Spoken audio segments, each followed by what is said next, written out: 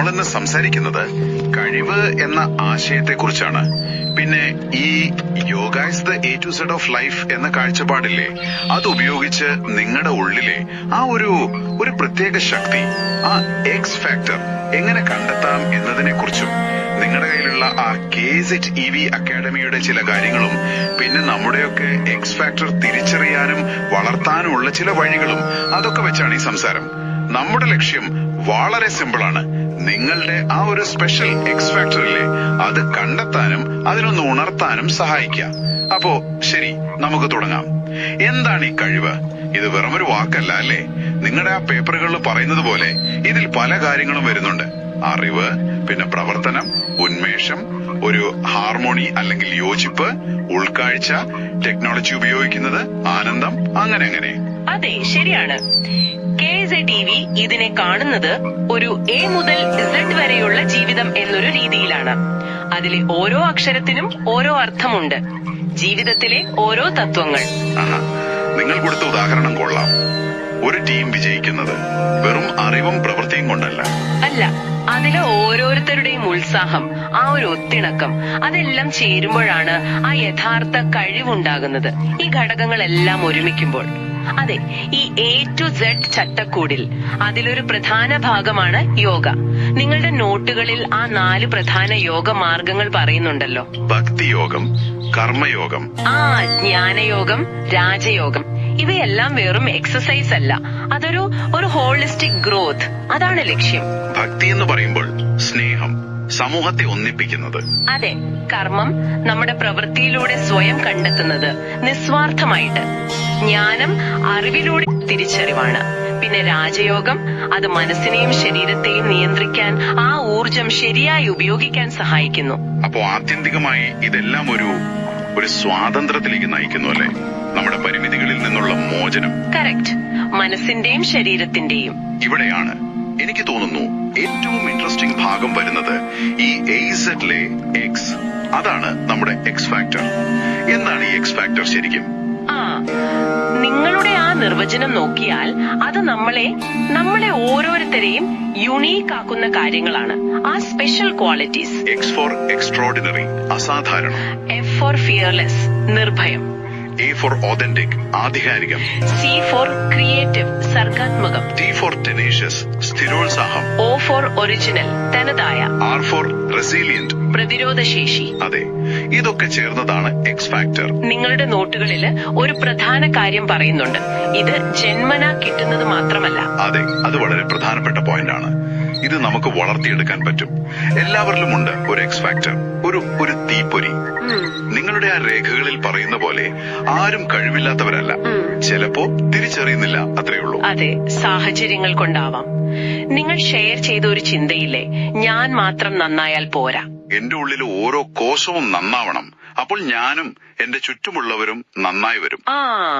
അത് തന്നെ. അപ്പോ ഈ എക്സ് ഫാക്ടർ കണ്ടെത്തുന്നത് വ്യക്തിഗത വളർച്ചയ്ക്കും അതുവഴി സമൂഹത്തിനും നല്ലതാണ്. അതിന് യോഗ, ധ്യാനം, മൈൻഡ്ഫുൾനെസ് ഇതൊക്കെ സഹായിക്കും. അതെ, പിന്നെ നിരന്തരമായ ആത്മപരിശോധന, സെൽഫ് റിഫ്ലക്ഷൻ. അപ്പോ എങ്ങനെ ഇത് കണ്ടെത്താം?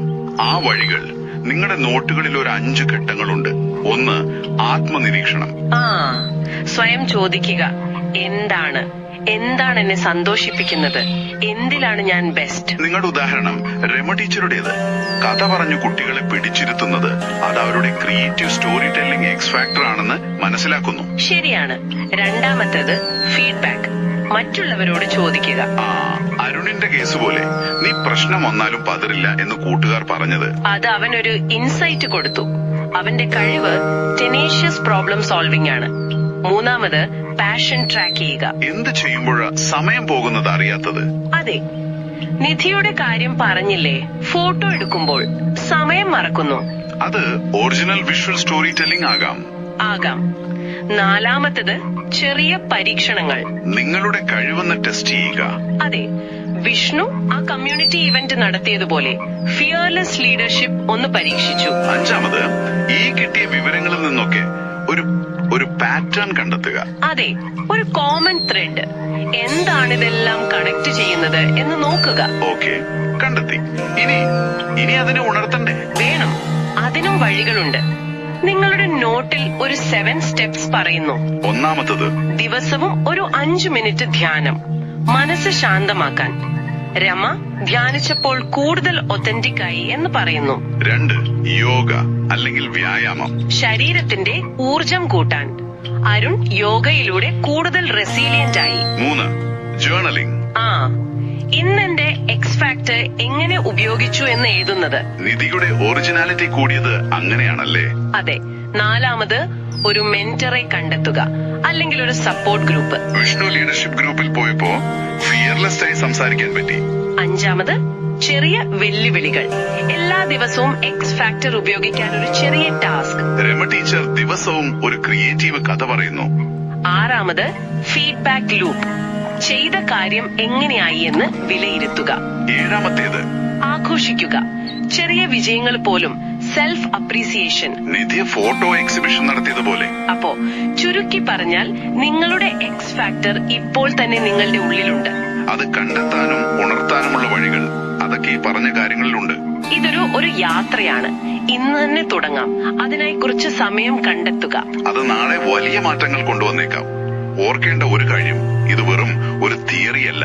നിങ്ങളുടെ ആ തനതായ കഴിവ്, ആ എക്സ് ഫാക്ടർ കണ്ടെത്തി ഉപയോഗിക്കുമ്പോൾ ജീവിതം കൂടുതൽ നിറവുള്ളതാകും. അതെ, കൂടുതൽ അർത്ഥവത്താകും.